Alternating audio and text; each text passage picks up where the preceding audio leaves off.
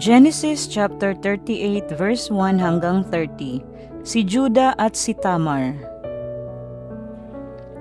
Nang panahong iyon, humiwalay si Juda sa kanyang mga kapatid at nakipanirahan kay Hira na isang Adulamita.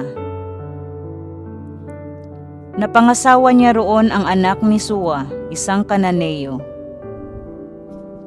Nagkaanak sila ng 3 lalaki, ang ipinangalan sa panganay. Ang pangalaway Onan. At Sela naman ang pangatlo. Si Juda ay nasa Kizib nang ipanganak si Sela. Pinapag-asawa ni Juda ang kanyang panganay na si at ang napangasawa nito'y si Tamar. Napakasama ng ugali ni kaya't nagalit sa kanya si Yahweh at siya